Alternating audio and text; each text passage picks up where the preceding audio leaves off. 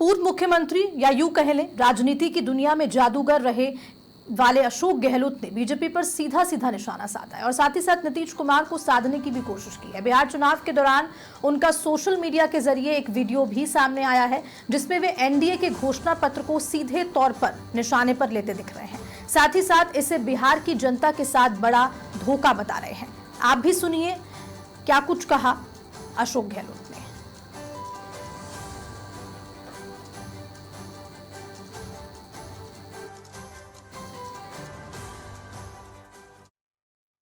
ये सब झूठे वादे इनके हैं। अगर इनमें ईमानदारी होती तो ये अपना 20 साल का रिपोर्ट कार्ड पेश करते मीडिया के सामने और कहते हमने 4-5 बार मैनिफेस्टो जारी किए थे, ये काम हमने पूरे कर दिए, ये काम अधूरे रह गए हैं, हम इस बार करेंगे, ये कहते वो। पर क्योंकि इनका मैनिफेस्टो के साथ में कमिटमेंट नहीं है, वादे निभाने का इनमें मंशा नहीं है, इसलिए खाली मैनिफेस्टो के 26 सेकेंड लिए आए, नेता चले गए और कोई कमिटमेंट की बात नहीं करी, वादा नहीं किया बिहार वासियों से, धोखा देने की बात की जा रही है। चुनाव में जनता इनको सबक सिखाएगी, महागठबंधन को चुनाव जिताएगी। तो अशोक गहलोत का बयान आपने सुना। मीडिया से मुखातिब होते हुए जो घोषणा पत्र बिहार में एनडीए के द्वारा जारी किया गया है उसे धोखा बताया है। बीजेपी पर सीधा सीधा निशाना साधते हुए पूर्व मुख्यमंत्री अशोक गहलोत नजर आए। नीतीश कुमार को साधने की कोशिश की गई जब मीडिया से बातचीत की और जो एनडीए ने घोषणा पत्र आज जारी किया है उसको भी निशाने पर लिया।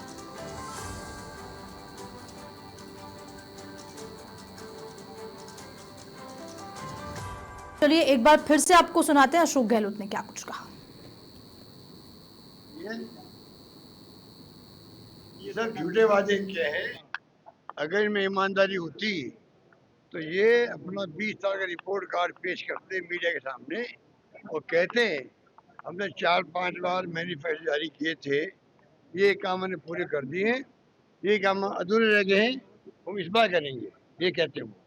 पर क्योंकि इनका मैनिफेस्टो के साथ में कमिटमेंट नहीं है, वादे निभाने का इनमें मंशा नहीं है, इसलिए खाली मैनिफेस्टो के 26 सेकेंड लिए आए, नेता चले गए और कोई कमिटमेंट की बात नहीं करी, वादा नहीं किया बिहार वासियों से, धोखा देने की बात की जा रही है। चुनाव में जनता इनको सबक सिखाएगी, महागठबंधन को चुनाव जिताएगी। ये सब झूठे। और ज्यादा जानकारी देने के लिए समाचार प्लस के डिप्टी न्यूज एडिटर हमारे साथ स्वप्निल जुड़ चुके हैं फोन लाइन पे। स्वप्निल, पूर्व मुख्यमंत्री अशोक गहलोत ने यह बयान दिया है और खासकर कि जो एनडीए ने घोषणा पत्र जारी किया है उसको झूठा बताया है कि जो पहले घोषणा पत्र जारी किया था उसमें जो वादे पूरे नहीं किए गए थे उनको पूरा करते, नया घोषणा पत्र जारी करने की क्या जरूरत थी? देखिए हर्षदा, सबसे खास बात यह है कि पूर्व सीएम अशोक गहलोत को राजस्थान में सियासत का जादूगर कहा जाता है। उसके पीछे कई सारे कारण हैं। हमें बहुत अच्छे से याद है कि किस तरह गुजरात में कांग्रेस को बहुत फाइटिंग कंडीशन में चुनाव प्रभारी के तौर पर वो लेकर आए थे और पंजाब में भी किस तरह से उन्होंने गवर्नमेंट फॉर्मेशन में जो मदद की थी कांग्रेस की रणनीति के स्तर पर, वो अपने आप में अतुलनीय थी। ऐसे में कांग्रेस ये चाहती है कि कुछ चीजें बिहार में अशोक गहलोत अपनी तरफ से भी संभाले ताकि उनका चुनावी कैंपेन आगे बढ़ पाए। बयान पूर्व सीएम गहलोत के हमेशा से सधे हुए होते हैं, लेकिन एक खास बात जो अशोक गहलोत खुद भी कहते हैं कि राजनीति में कुछ बातें दिखाने की होती हैं और कुछ बातें छिपाने की होती हैं। उन्होंने दिखाने की कोशिश क्या की? उन्होंने दिखाने की कोशिश ये की कि एनडीए में फूट है। उन्होंने दिखाने की कोशिश ये की कि नीतीश कुमार भले ही सीएम है लेकिन क्यों उन्हें फेस के तौर पर सामने नहीं लाया जा रहा। उन्होंने दिखाने की कोशिश क्या की? उन्होंने दिखाने की कोशिश ये की कि नीतीश कुमार उस तरह एक्टिव नहीं है जैसा कि अब तक या इससे पहले के बिहार चुनावों में वो रहा करते थे। अब इसको दो नजरों से देखा जा सकता है। एक तो ये कि वो एनडीए में फूट, एनडीए में लाचारगी को पोर्ट्रे करना चाहते थे। दूसरा ये कि हो सकता है वो नीतीश कुमार पर दाना डाल रहे हों, क्योंकि नीतीश कुमार के इतिहास को जब हम खंगाल कर देखते हैं तो हमें ये बहुत अच्छे से पता है कि पाला बदलने की नौबत आती है तो नीतीश कुमार चूकते नहीं है। हालांकि हाल में उन्होंने ये जरूर कहना चालू कर दिया कि अब ये मेरा अंतिम ठौर है, इसके बाद मैं अपना ठिकाना बदलने वाला नहीं हूं, इस बार जो मैं बीजेपी के साथ आया हूं अब मैं बीजेपी के साथ ही रहूंगा। लेकिन ऐसा तो वो पहले भी कह चुके हैं। तो चुनावों के बाद नतीजे जिस तरह के भी आए, अगर एक तरफा आते हैं और एनडीए सरकार बना ले जाती है तो फिर बात खत्म हो जाती है। लेकिन अगर विपक्ष वहां पर फाइटिंग कंडीशन में आ जाता है और कुछ सीटों का गड़बड़ वाली बात आती है, तो एक बार फिर उस फॉर्मूले की तरफ मतलब कांग्रेस की निगाहें हैं कि नीतीश को वो ये ऑफर करें कि ठीक है भाई आप सीएम बन जाइए, बाकी डिप्टी सीएम कहीं से हम उठाएंगे और आप हमारे साथ मिलकर गवर्नमेंट को फॉर्म कर लो। लेकिन क्या कांग्रेस ऐसा करना चाहेगी, क्या आरजेडी ऐसा करना चाहेगी, ये एक अहम सवाल है। लेकिन एक तरह से दाना डालना, चारा डालना, आप इसको इस तरह से देखें जो नीतीश कुमार को लेकर मोटे तौर पर पूर्व सीएम अशोक गहलोत ने कहा है। अब खास बात यह है कि नीतीश कुमार चूंकि बहुत ज्यादा बयानों में नहीं है, बहुत ज्यादा हेडलाइंस में नहीं है, चुनाव प्रचार में भी वो ठीक ठाक उपस्थिति के साथ ही नजर आ रहे हैं।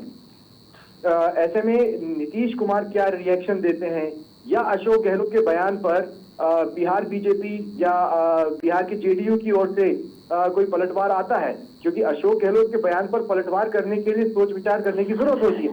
नीतीश कुमार भी सियासत के उतने ही बड़े महारथी हैं जितने बड़े महारथी अशोक गहलोत हैं।